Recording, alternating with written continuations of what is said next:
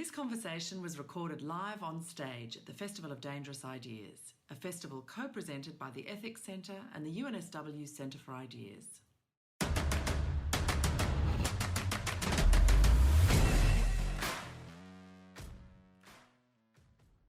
I need to introduce our panel this afternoon. On the far end of the stage is Ayelet Waldman.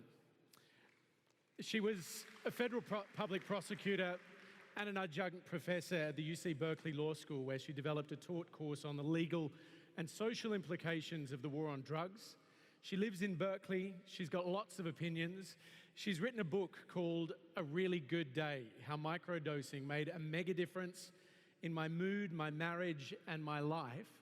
It is about LSD, and it is absolutely fascinating. Would you please welcome Ayelet Waldman? Also with us on the stage this afternoon is Megan Phelps-Roper. Megan grew up in the Westboro Baptist Church, a group infamous for its intolerance. You've probably seen videos of them online. They're featured in documentaries. If you're in social media, you will almost certainly have come across some of their material. But interestingly enough, it was dialogue on Twitter that showed Megan that a different kind of life was possible. And in 2012, she left her home, her faith, and also her family. She preaches a very different kind of message today, but she certainly existed in that world of saying things that many consider too dangerous. Would you please welcome Megan Phelps-Roper?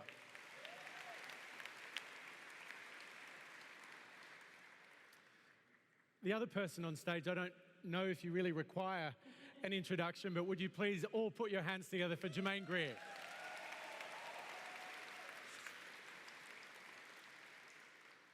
But if I could start with you, Ayelet, what is too dangerous for you to talk about in the public square? What do you shy away from? I mean, it depends on where I am in my mood cycle, doesn't it? I mean, there's certain moods that I'm in where nothing seems too dangerous, and there's certain moods that I'm in where everything seems too dangerous. I mean, I think for me, the real truth is that any attack, I'm a progressive, I'm on the left, any attack from the right is fine by me. Nothing feels, I'm perfectly happy if my comments get attacked by people who come from the right or the far right or even the not so far right. The things that feel dangerous to me personally, the things that make me feel sick, the things that make me feel like I'm at risk are when I'm attacked by my own. So if I self-censor, it's only out of fear of that kind of attack. Megan, I know you've talked about something similar, which is that when people come back at you online, when you were saying some pretty full-on stuff, that actually drove you. It didn't deter you. Absolutely. I mean, I think when people, because I also didn't see them as part of my tribe. I was talking to an anthropologist earlier this year, and she made this distinction between guilt and shame. And the way that she talked about shame was, it was this sense that you had violated the norms of your community. And I think what happens a lot is that people are getting attacked by people on the other side, people who are outside of there, and we're trying to, weaponize shame against people who aren't part of our tribe. And when you do that, you end up, it generally just pushes them deeper into there because they don't care what you think. They're happy to, inflame your passions and be provocative and hostile to you. It doesn't affect them as much. Let's get to the meat of this, though. What are the sorts of things that you said in the social media space, or even in public with little signs? You're asking me what I was saying? Yeah. I mean, godhatesfags.com is their website, is my family's and church's website. And that was, the primary message initially, but it very quickly expanded such that we were saying things like, thank God for dead soldiers, praising, God for every sort of human tragedy and celebrating them. And of course, that's extremely offensive to people, especially when it comes right on the heels of, some terrible thing that's happened and a lot of people have died, or standing outside of a funeral where the family is literally going to getting ready to bury their loved one. Of course, that's incredibly hurtful. So you were saying those things outside of outside those of funerals, yeah. And so the fact that, that people took the time and had the patience and were willing to have those conversations with me in spite of those things that I was saying. One, of course, that's basically heroic, it seems to me almost. And, but also, it was just so much more powerful than, by the time I got on Twitter, I was 23 years old and had been picketing for 18 years. I was 5 years old when we started picketing. So the fact that people were willing to, they didn't just say, oh, there's no hope for this person. Like, she's clearly never going to change. It was extremely powerful, and so much more powerful than, like I said, that weaponizing of, trying to shame and be, angry and hostile and provocative back to me, which just drove me further into it. Germaine, is there anything that you consider too dangerous to talk about? No. Sorry. I think something we need to be really aware of is that there have always been things that were too dangerous to talk about. And that when you did talk about them, all kinds of things happened to shut you up and get you out of the way. I want to tell you a story that is part of the history of Sydney. The date is the 2nd of March, 1972. I knew that I had to speak in the Sydney Town Hall on the right of women to terminate a pregnancy. I also knew that all the speakers, the pundits for the kind of Anglican lumpen view of all of this, who were all men, all older than me, would be on the platform with me. And I was nervous. You would be. These men all had authority. I had none. I was a childless woman. I was 33 or something. And I stood up and told, you need to understand that somehow or other, people all came to the town hall that night, and the streets were jammed. If anything had gone wrong, there would have been a disaster. But they couldn't let any more people in, so they locked the doors. So we did our thing. I won't bore you with what I said, except to tell you that you'll never know. Now, why will you never know what I said? For me, the great thing about that evening was that we went to questions, and the audience, which was nearly all women, just began standing up and giving evidence, saying, you tell me that if I have all the pregnancies I might have, I'll be fulfilled. I did, and I'm not. And people were shocked. The guys on the platform with me were stunned. They'd never heard women say these things. And I couldn't get over it. Here were the women of Sydney giving evidence completely spontaneously. Now, this is not the end of the story. To me, it was a watershed. It was an amazing thing. But the ABC, the ABC that you're being asked now to protect? We need the ABC, it's us, it's our voice, it's blah, blah, blah. You believe that, you'd believe anything. You know what happened is they were filming it for Four Corners, which I think was meant to go out a week later. There was a person in charge, the director of programming, or whatever he was called, whose name will never leave me. His name was Duck Manton. I don't know if he was christened Duck. I don't quite know how this happened. But do I have to tell you, he pulled the program. It was Four Corners. It never went to air. And as far as I know, the raw footage, everything, is suppressed, lost. And this was a piece of spontaneous evidence given by the women of Sydney. Now, you may say, okay, fine, that's, it's a fascist state or whatever. But I've had the same situation happen with feminists. And that's where it really, really hurts. So when have you been silenced by a feminist? I tried to explain that I wrote a series of 3 essays, and they were called Killing No Murder, which is a quotation from Jonathan Swift. And I wanted to argue, let's not minimize what abortion is. Don't trivialize it. It is not a privilege. It hurts. You shouldn't have found yourself in that situation. It probably means that you had lost control of a number of situations before you get there. You're having unprotected sex with somebody who's not committed. You think you understand what's happening, but in fact you don't. And then all of a sudden this is before you, and you have to live with it. Now, we've lived with it. But we the all silencing have. bit, who tried to silence you? Spare rib. You surprised? A little bit. Spare rib said, no, this is negative about abortion, because they were doing the thing about, yay, yay, yay, we've got the right to abortion. And I'm going, fuck, fuck, fuck, you don't want the right to abortion. What you really need is the right to have your babies. And if you had that, then you'd make a free choice. But if you don't have that, it's not a free choice at all. And they said, you can't say that. And I said, I just said it. And they said, shut up. And they never published anything by me ever again. From having interviewed you a few times, I find it hard to believe that anyone can silence you. No, I'll keep on screaming. That's what we do. But no one's necessarily listening. And I might turn this back to Ayelet. Don't we live in a time where ultimately everybody has a voice? You can get on Twitter, you can get on Facebook, you can get a platform for yourself and say whatever you want. Isn't there ultimately nothing that is too dangerous to say today?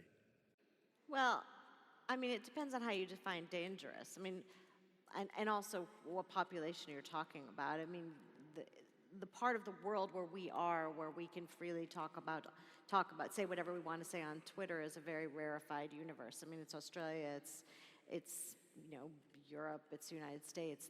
There are vast swaths of the world that, one wrong tweet can get you thrown in jail. But I don't think that's what we're talking about here. So, but I do think it's important to acknowledge that. But I think that the most interesting thing is the idea of to me, is the idea of the self-censorship. Because it's not, you're right, you can say whatever you want. There sometimes ramifications and consequences, I mean, people have been shamed on Twitter and lost their job. People have said idiotic things and, been ostracized. But I'm finding myself more and more fascinated by what happens internally in this climate of free expression, infinite free expression, when we silence ourselves. And, I was so fascinated to hear you talk, Megan. You talked about how, the charge you got from the opposing voice. So when your family was and I wanted to ask you, when your family was standing with those posters and saying those things, one of the things I always say to my children is, don't feed the troll. Just don't feed the troll. If someone says something about you online, just ignore it. Do you think that that the electricity happened because the troll was fed? What would have happened if there had just been silence and ignoring and, no response? So there were a few organizations that would respond to our picketing that way, our public protests, and one of them was the Anti-Defamation League. So they would, anytime we announced that we were going to go protest, they would have nobody would be coming or going from the building. They never publicized that strategy, because sometimes people would say, ignore them, just ignore them. But they would publish that in a newspaper, and we would say, yes, please keep ignoring us, you're doing a great job. Right. Because if they were saying ignore us, then they knew what our message was. Right. And the whole goal was just to publish that message to as many people as possible. But so when like those ADL protests, it was boring. And without that, without giving that oxygen, that kind of, the angry, hostile oxygen, the confrontation, it was boring and it kind of deflating. But that's also, I think, there's so much more of an opportunity on, something like Twitter. You can, and this was my experience. Obviously, there's a lot of opportunity for the hostility and the confrontation, but there's also this element of, and this was something that people would do to me, and then I actually started mimicking this strategy to other people, where you would try to use humor and a sort of more soft-spoken tone. You're not backing off of your idea, but the tone that you take can have the effect of diffusing and, Right. and diffusing that kind of hostility and then enabling real conversation. And again, that was my experience. So when people would do that to me, start asking me questions rather than, assuming all kinds of terrible motives and calling me names and, all these insults, it kind of and it gave me permission to start asking them questions and to really try to understand the perspectives, the places that they were coming from. And that eventually helped me, that was what helped me see outside of their paradigm. I had, on a much smaller scale, I had a similar experience to that where I was born in Israel, and I have been very vocal in my opposition to the occupation of the West Bank and Palestine and my support for a two-state solution. And there was an a Jewish American journalist who's very conservative, and he used to say just terrible things about me online, like many, many awful comments, and I would, say shitty things about him too. And then one day I made a joke, and he did the Twitter equivalent of laugh, because it was funny. And I appreciated it. And we began this kind of sort of respectful, profoundly disagreeing sort of colloquy. We went back and forth. And now I hate everything he believes in, although now he's a never Trumper. So now I think we're on the same side. But I really disagree with nearly everything, but we have a real relationship. I mean, we have an actual human relationship, and I have found myself on occasion defending him. And I'm not a very sentimental person. I'm a pessimist who believes that we're 5 minutes away from Armageddon. And yet, this gives me a sense of your story, this tiny little situation that happened to me, is maybe the faintest glimmer of hope. Megan, you've talked, though, about the importance for Westboro Baptist Church when you were a young, about 12, of getting a platform and the value to the group of having this voice that was magnified. Now, in this kind of context of a discussion about what's too dangerous, I think today we have a broader kind of societal conversation about this idea of no platforming. Students at universities don't want people to come and speak. Some people don't want Germaine to come and talk about her book on rape. If you're at a US university campus or even one here in Australia, there might be texts that people oppose having put on the course syllabus. What's your view then on this idea of no platforming in the age of things being too dangerous to talk about? Yeah, so I mean, I think no platforming is a losing strategy, ultimately. I think that it comes from a good place, like people think that they can protect people from bad ideas by giving them no platform. But I have to say, even though we at Westboro, we saw it as a very good thing that we had such a huge platform, that we could go and protest somewhere, and the extreme nature, the provocative nature of what we were saying was going to get attention. It was going to get us, articles in the newspaper, or people were going to be writing about it and talking about it online. And from our perspective, every bit of that, no matter what they said or how negative it was, every bit of that was a win. And so we loved it. But from now that I'm, on the outside, I look back and I think the effect of us having a huge platform was that almost nobody ever joined the church. People talk like recruitment, like almost nobody joined because they understood. I think bringing, they always say, that aphorism about sunlight being the best disinfectant. It's showing these ideas for what they are, having them out in the open and to talk about and to criticize them openly. Because the thing is, yes, you give them a platform, but you also have the ability to respond. And the answer, again, this is another one of those, the answer to bad speech isn't censorship. It's more speech. It's better speech, and it's I think also really important. Instead of trying to do the no platforming thing, is to have the language to articulate why those ideas are wrong, and having that language be part of the culture. Because the more people who are willing and able to speak up against bad ideas, the better. What about, though, the circumstances where what is being preached is hatred? That was basically what we were preaching.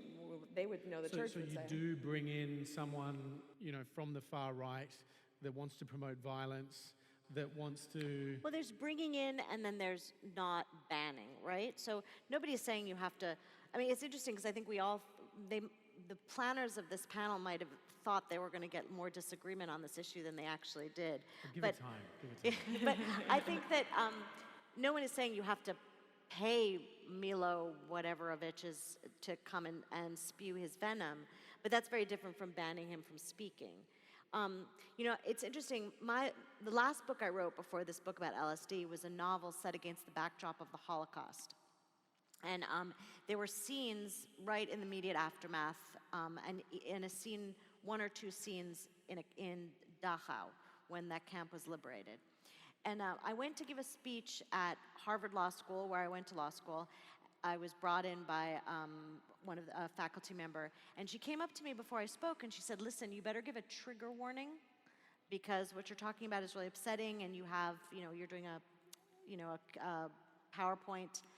So I thought about that for a little while, and this is Harvard Law School. It's the, you know, whatever Kavanaugh says, it's the best law school in the United States. They're some of the smartest people in the country, supposedly.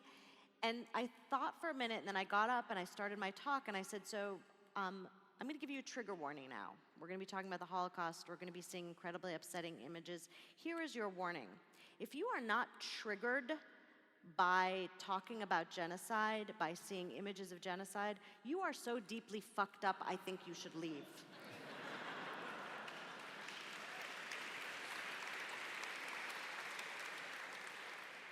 Germaine, you've written things, you've said things that have provoked this sort of outrage at times, and people have said, you know, dismissed what you are saying and what you stand for.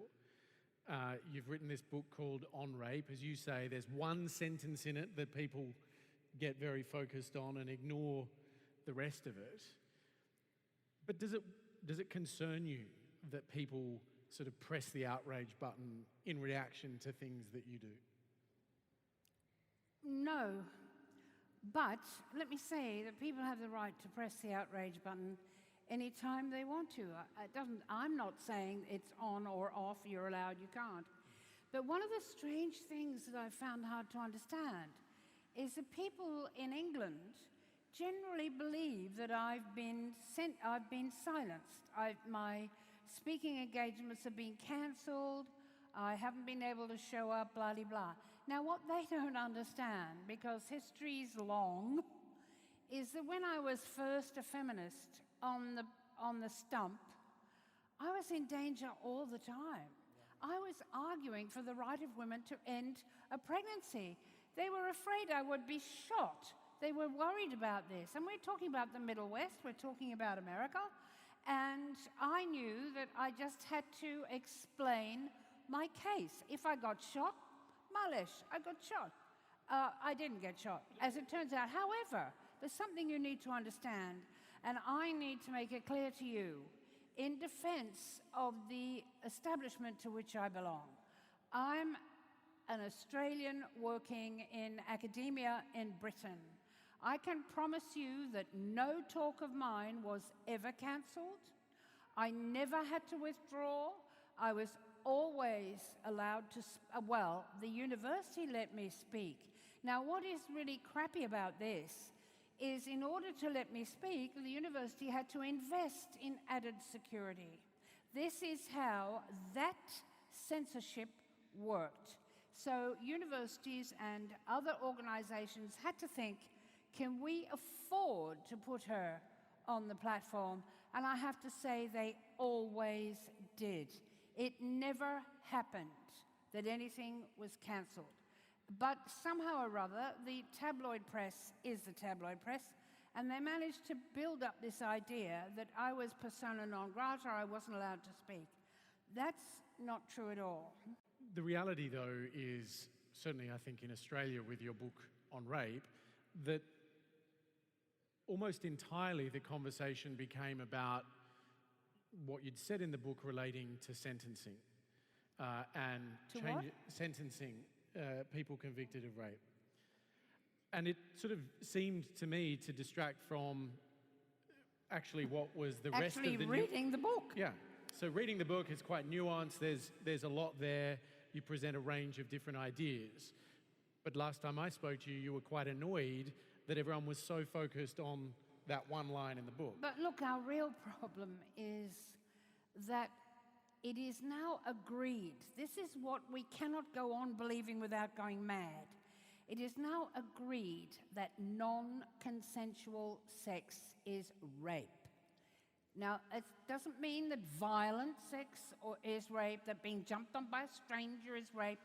It means you can be raped by the man you love in the bed that you've always slept in with him. It means that he overrides your capacity to object and to withdraw. If we all accept that, and the thing that gets me is that every single international meeting comes up with the same thing.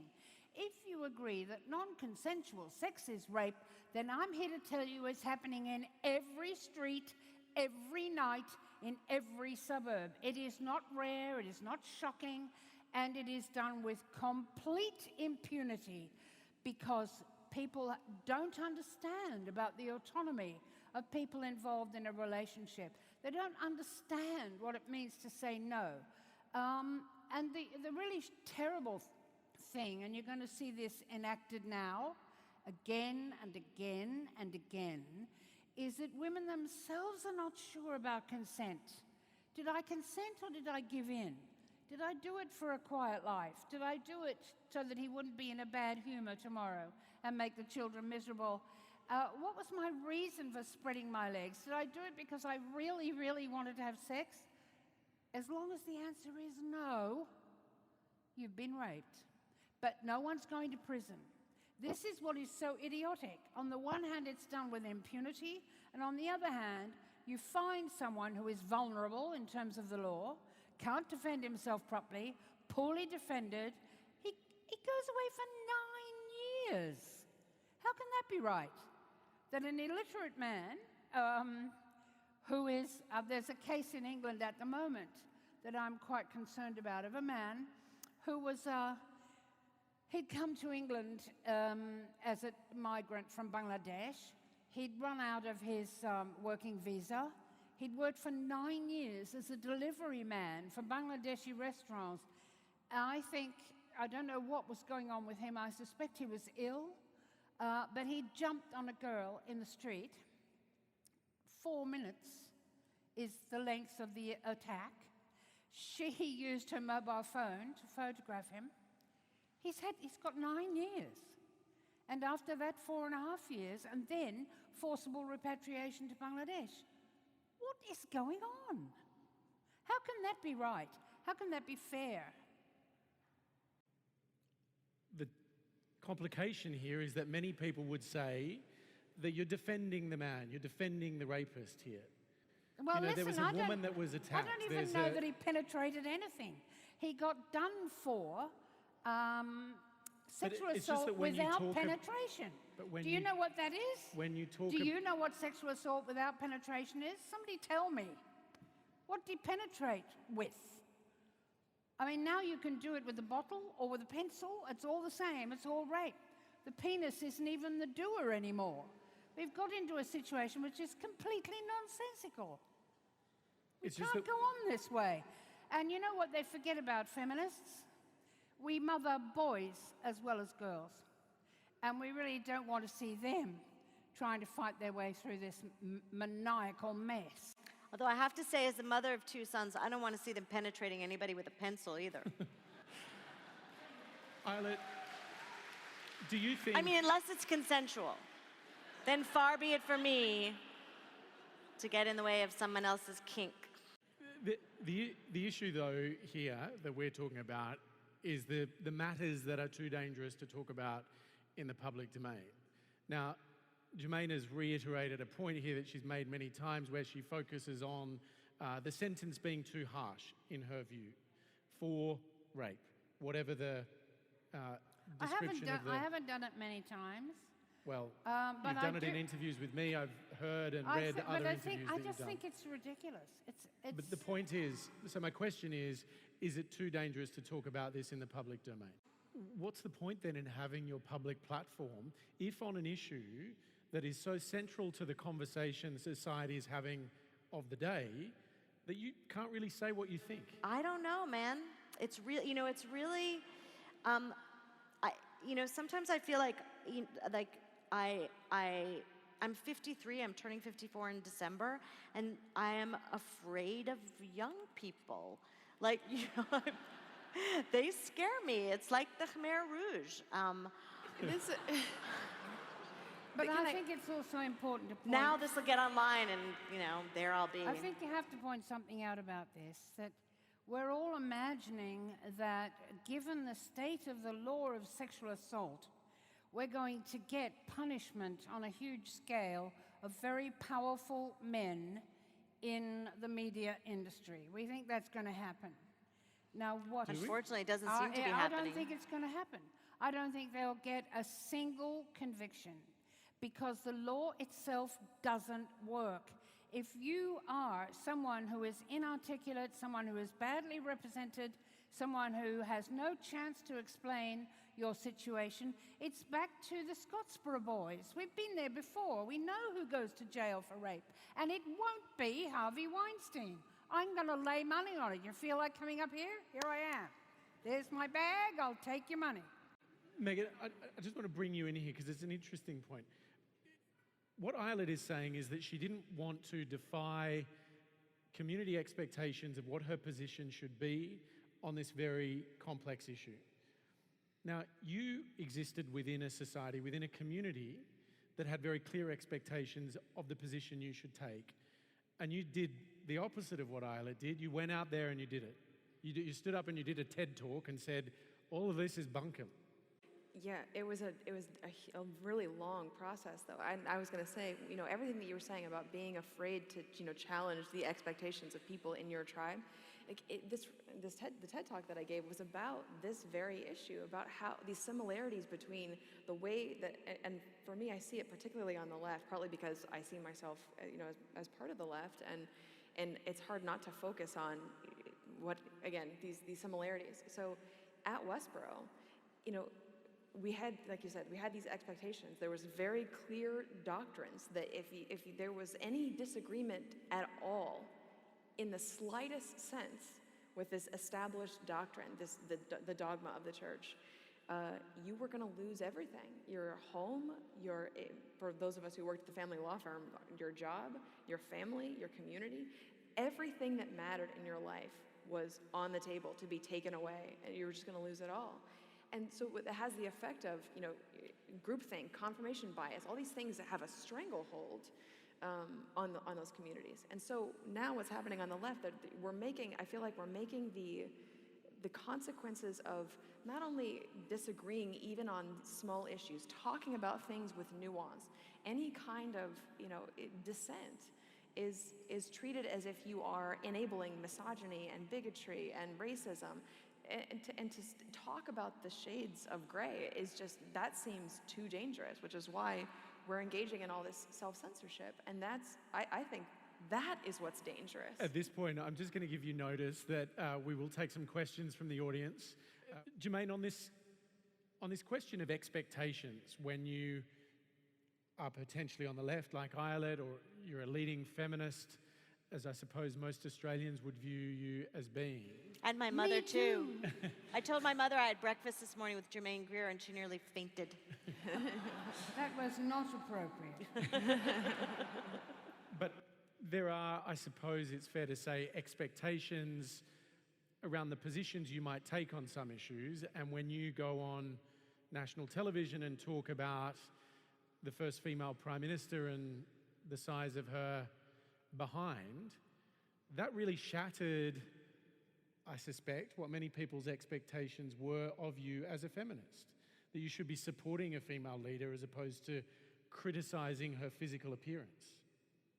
Why is it a criticism to say she has a big ass? Do you think it's a compliment? It's the truth. What is wrong with you? But and it doesn't matter. The thing is that she was constant. You remember that she used to wear the black top and the black pants, and then the wine waiter's blazer thing that never fitted. And I happen to be connected to a whole Jewish family of tailors. For me, it was a real worry that the Prime Minister's jackets never fitted, for fuck's sake. We know how to make a jacket. But why Let me focus tell on the you as appearance? well that Angela Merkel, who we will miss Angela when she's gone, but just notice that her jackets always fitted. Now, this worries me. I don't have to be deadly serious all the time. And But I you ask- know what's more serious for me about Julia? She left power in this country, and where did she go? And the answer is nowhere. There was no big job for her. There was no important role to play in international politics. This is really shaming. Tony Blair, the liar, who everyone in England now hates, is a billionaire. And you know why? Because he has power. We still don't get power. And the whole thing about Julia is she has none. And this is the lesson you need to learn. I can be as snippy as I like about what she wears. I But don't you actually think give a shit. Germaine, don't you think that by attacking her ass... Attacking? No, but making a comment about her ass, you chipped away at the power that she had. That you No. were part of what... No, I really don't think that. If I'd actually been a great fan, that would have done us some damage. Having me been niggly about her, I mean, I've been niggly about everybody. But the reality is, though, I don't recall you making comments on the appearance of our male politicians. Yet, when I asked you recently about female leaders in Australia that you liked or disliked, you talked about Julie Bishop's earrings from Pass Bailey. You We talked are about. all fascinated by Julia Bishop's earrings. But why talk about the I appearance? mean, the woman why talk about has the a clothing? truckload of earrings wherever she goes. I mean, you've got to be blind not to see them. They're that long. It wouldn't matter where she was. She could be at a funeral and she'd still be wearing them. But how is that relevant to them as leaders? It's a joke. All right, let's take a question from the audience. If you could identify yourself and keep the question brief, please. Hello, I'm Nyanika. It's sort of a two-part question, but quite short. Regarding things not being too dangerous, who decides what is dangerous? And if amongst a group there is a dangerous topic and there's a dissent regarding it is too dangerous or it is not, what side do you align with and how do you decide it's okay to align with a specific side? Megan, you've been in a small group that's made those decisions. Who decided what was too dangerous or not? Well, I mean, so there was a group of elders. I mean, and obviously there's just the precedent.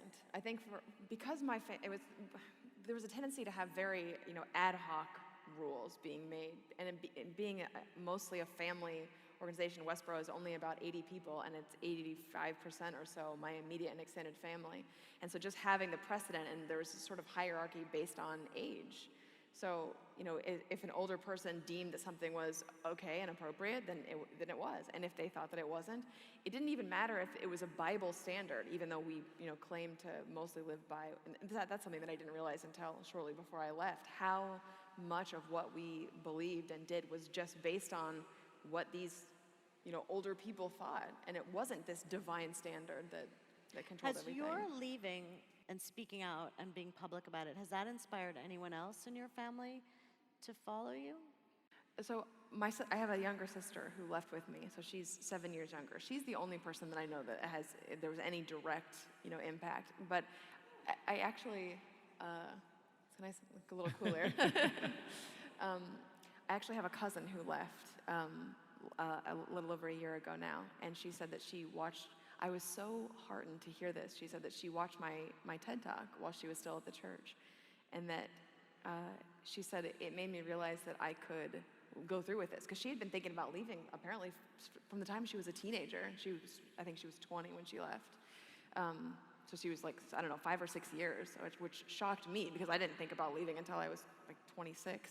So, but what she said was that when she watched my TED Talk, that she realized that she could go through with this and not hate herself for the rest of her life. And so that was, That's wonderful. Yeah. When you talked about that small group on Facebook of writers and feminists, there seemed to be some rules. Were they unspoken?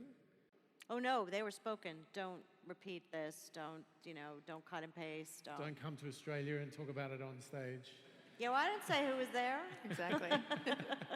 But do you think societally it is clear who determines what's too dangerous to talk about?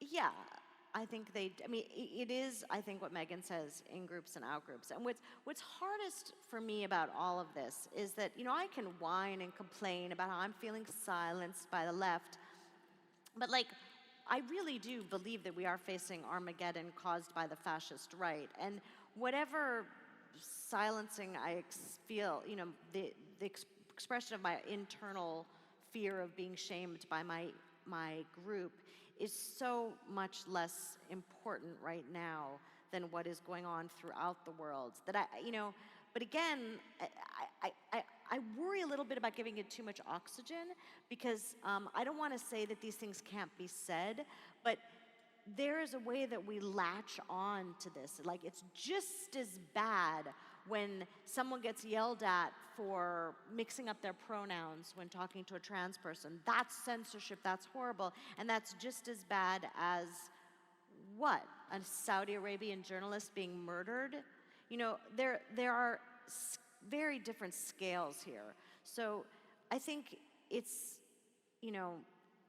important to me that we express that we have the perspective that we're talking about very different things. Can I just explain one thing about my situation, which is a bit different? In my case, what was going on was that transsexual activists, LGBT activists would contact the venue where I was supposed to speak, or they would go online and they would say that they would disrupt the meeting. And I mean, it was extraordinary. It was a straight threat. And the audiences who come to hear me speak don't come to hear them. That's not the deal. They want to do a speech, go right ahead. But the interesting thing was, and this is the thing that really gets me because it connects with domestic violence, one of the things that would happen again and again is that they didn't show up. They'd have everybody frightened, they'd have the venue hiring extra security, and then they just wouldn't show up. And I'm a member of a sex that is kept silent by threat. I am used to this, and I won't wear it. You keep threatening, I'll be there. You want to kill me? Kill me. They won't kill me. They won't even spit on me. So is there then a gender component to this? Because sure. I mean, if we take the recent example of Megyn Kelly, the US TV host, she makes a comment about blackface at Halloween, loses her job. Donald Trump. She lost her job because her ratings were terrible. She didn't lose her job because of her idiotic comment about blackface. It was a stupid comment that but I mean, if you compare portrayed that a level of ignorance that's really astonishing in a public figure. Oh, what's blackface? I've never heard of that. Why is that a bad thing? But she lost her job because it turns out that the cesspool that is Fox News does not translate to more reality-based programming.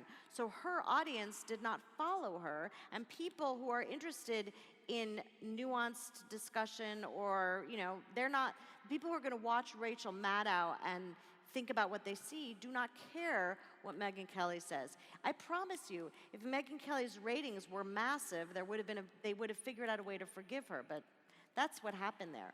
But also, I mean, if you are an educated person who understands the historical context of America and slavery, to pretend that you don't know what's offensive about blackface it's just bullshit. At the back, microphone 2, there's a lady in a white top. If you could introduce yourself and throw us your question.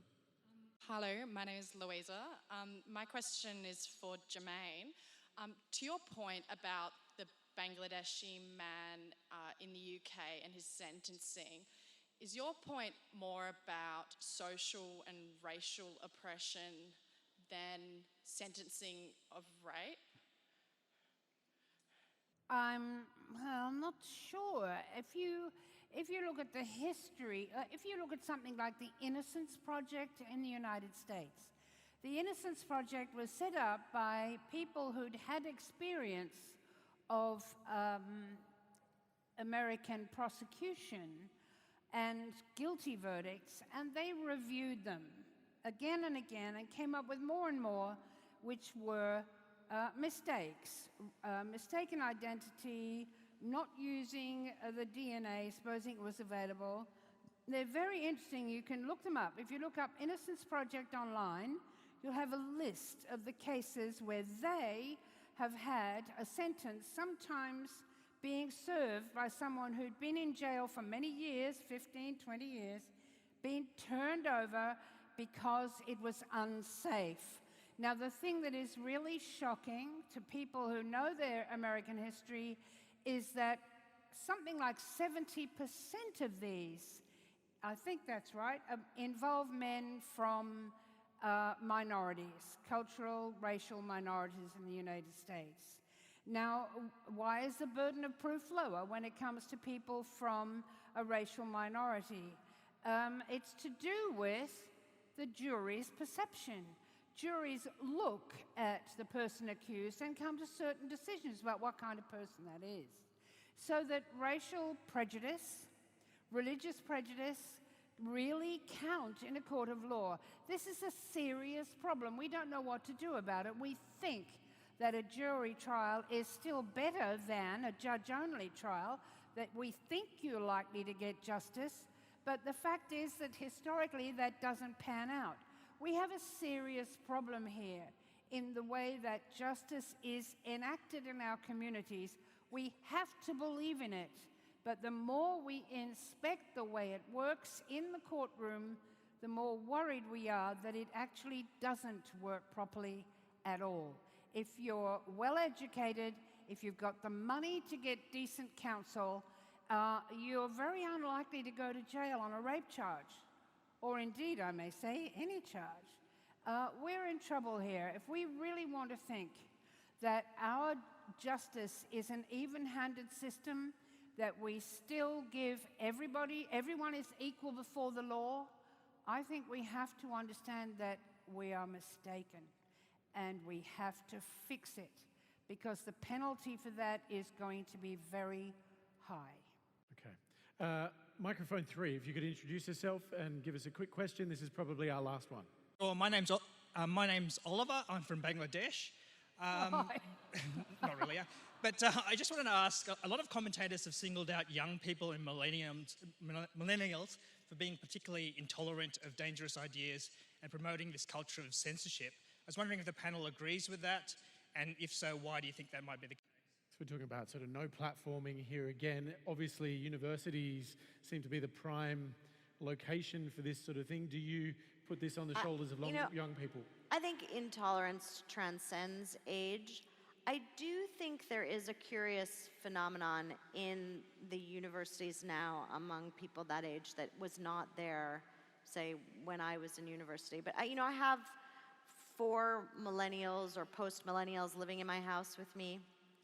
And I remember when I was, a teenager and in my early 20s, it is easier to sort of ascribe to black and white thinking when you're young, and when you grow up, ideally you learn more and you're capable of more nuance. I mean, that's the way it's supposed to work. If it does really work that way, I don't know. I mean, I'm not a sociologist and I'm not a psychologist, and I don't, there are a lot of people who say it's because we gave them too much self-esteem and that's why they need trigger warnings, and it's because but I'm actually, when I see my kids and their friends and I watch them out in the streets protesting and I watch them, doing all the amazing things that they're doing, I find, though sometimes, like I said, I find that I'm afraid of them, I mostly am full of admiration for their commitment and their energy and their refusal to adhere to calcified notions of what is supposed to be true and what is, who is supposed to be in power. If there's, I found it incredibly inspiring to see the young people from Parkland High School after that shooting. My reaction to that shooting was another shooting and nothing. And those children, because they're young and because they were inexperienced, refused to accept the status quo and started a movement that is transforming America. So I don't think we can blame them. I think we just have to wait for them to change the world. All right, folks, would you please put your hands together for Germaine Greer, Megan Phelps-Roper, and Ayelet Waldman.